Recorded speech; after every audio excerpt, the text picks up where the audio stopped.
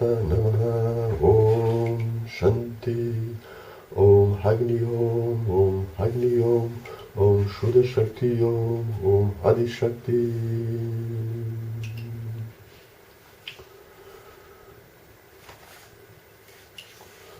Ora, façamos então uma segunda parte de comentário sobre os Dharma Sutras. Depois de termos visto a necessidade de nos posicionarmos no meio entre os vários corpos, físico, energético, etérico e astral, mental, nós devemos desenvolver as práticas purificatórias e harmonizadoras, nas quais,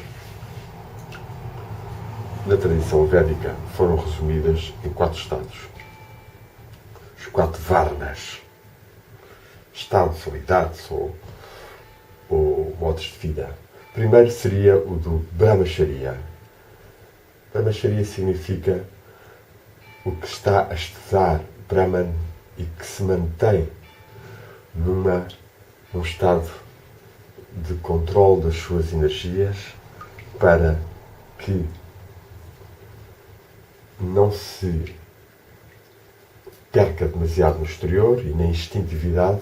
mas que possa, através desse controle energético, conseguir sublimar a sua energia e levá-la para que a sua aspiração seja apoiada pela luz da consciência. Há, portanto, que nesta primeira fase, que é a fase que corresponde dos 0 aos 18 anos, desenvolver bastante a consciência, a luz da consciência, a consciência espiritual para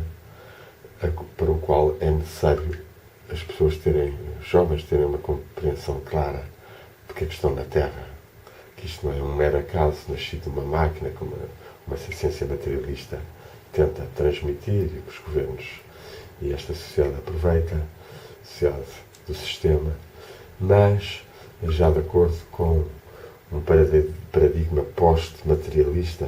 que começa a crescer na ciência, nomeadamente com Sheldrake e com outros, há necessidade de estarmos mais conscientes que a criação, a manifestação tem um objetivo e que nós também, seja no nosso ser espiritual, seja na nossa vida, também temos que desenvolver certas qualidades das quais elas participam por uma também osmose com esse que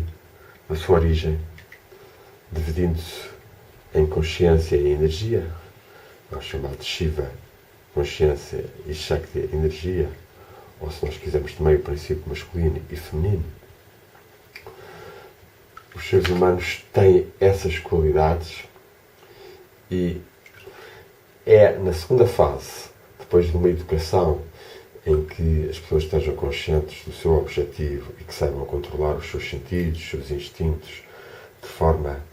consentânea com a sua alta nobreza e com os seus altos propósitos, as pessoas entram nas estágios de vida do Grasta, que é o estado de casamento, no qual nós vamos evoluindo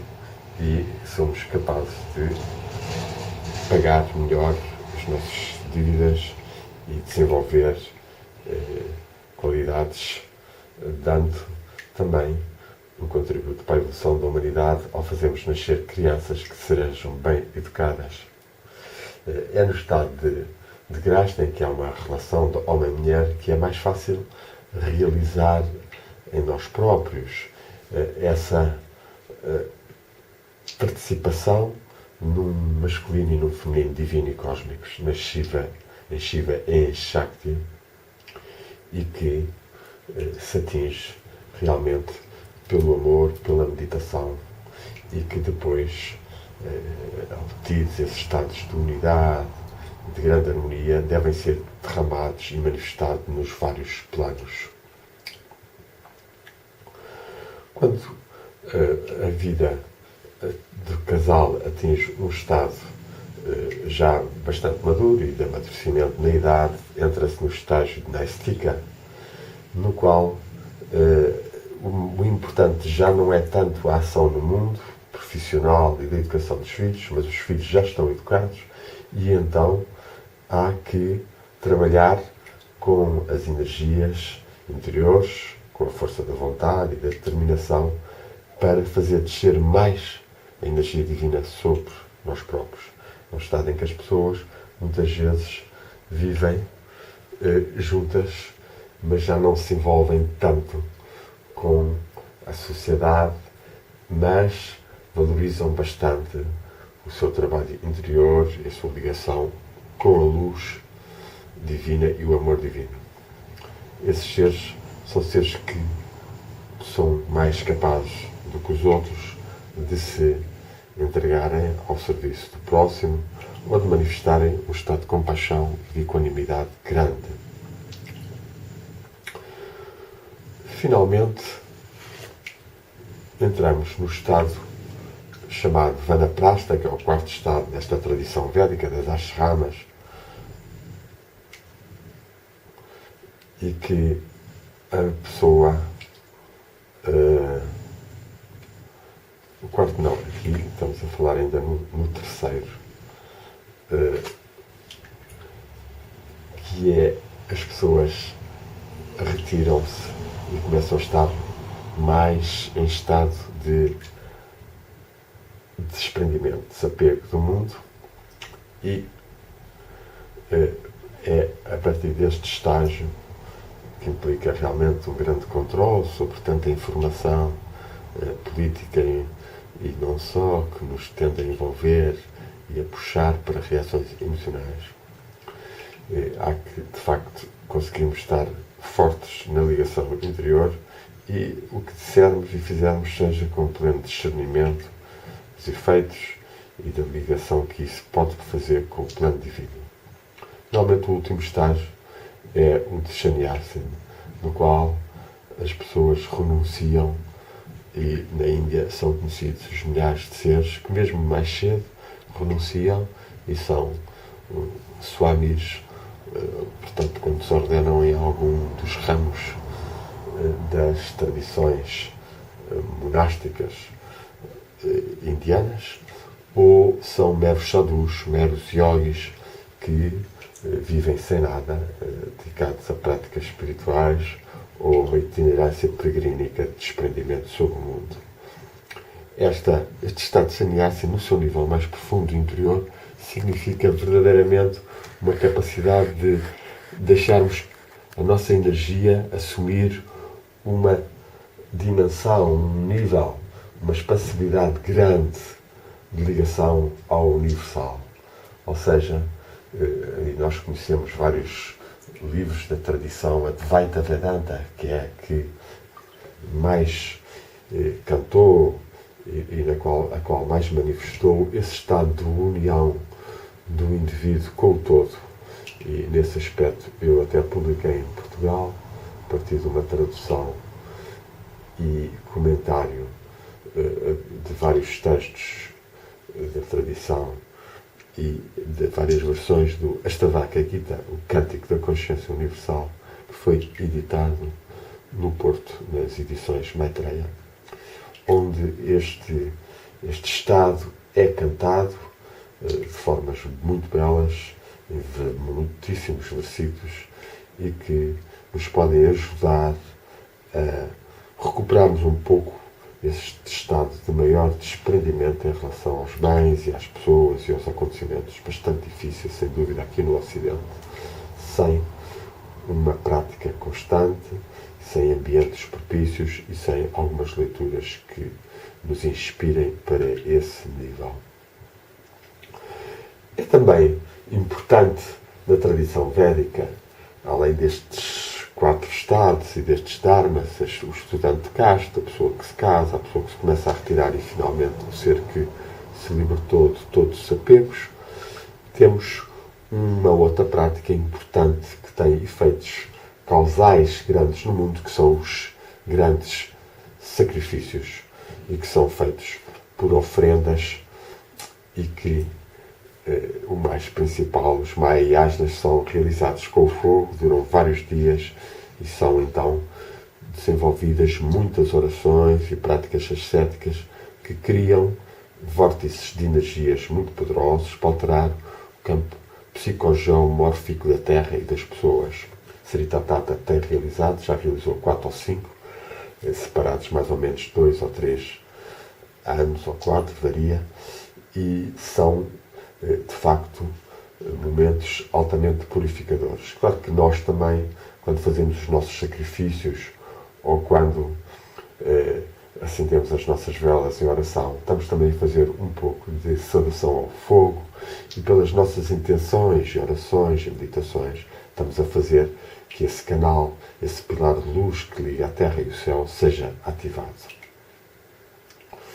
Quando toda a sociedade, nos seus estados, nos 4 estados, os estudantes, as pessoas profissionais, as pessoas que se começam a retirar e os que são mesmo monges ou yogis ou seres espirituais, estão todos conscientes dos seus objetivos últimos e mantêm essa ligação com o Dharma, então isto vai se transmitindo cada vez mais entre as pessoas, entre as nações e as sociedades, e então há a transformação desejada para tanto sofrimento como nós vemos no mundo. Temos então que trabalhar esta linha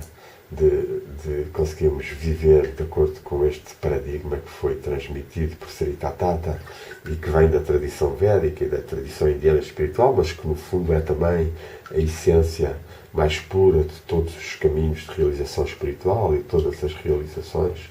E de facto, qualquer ser na sua religião ou na sua prática espiritual pode compreender e adotar uma posição mais universalista e comungar com este Dharma que está no seu interior e no interior de todos os seres e que se manifesta por uma vivência rítmica, uma vivência ordenada, como foi exposta, e pela qual, pelas nossas purificações e aspirações, vamos conseguindo abrir-nos mais à luz e à energia divina e fazê-la descer sobre nós e sobre o planeta e sobre a sociedade, de forma a que as forças negativas, as forças da ignorância, do egoísmo, sejam transformadas e que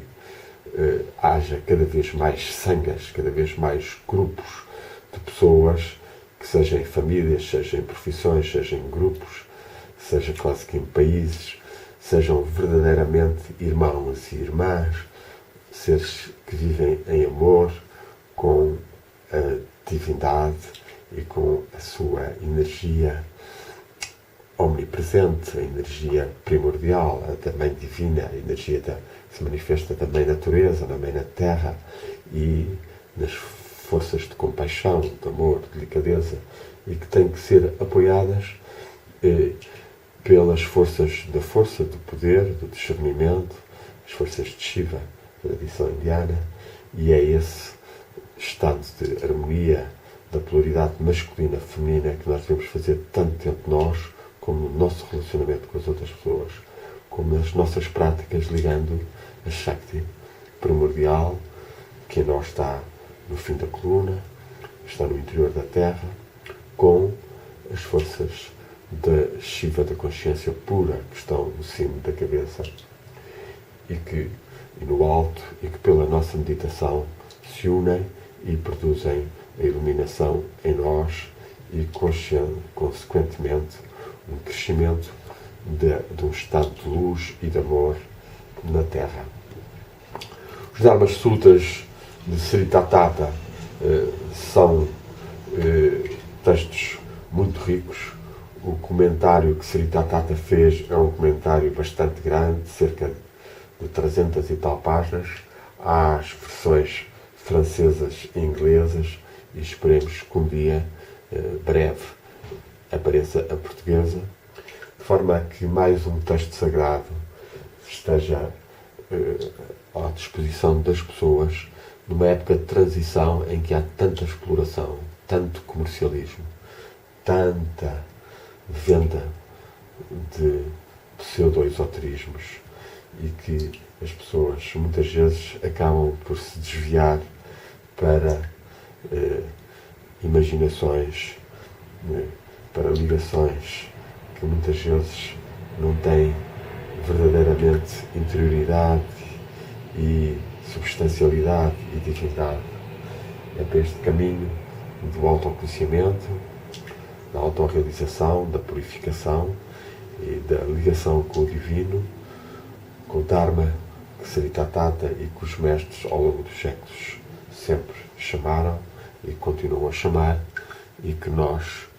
devemos trabalhar. Vamos terminar então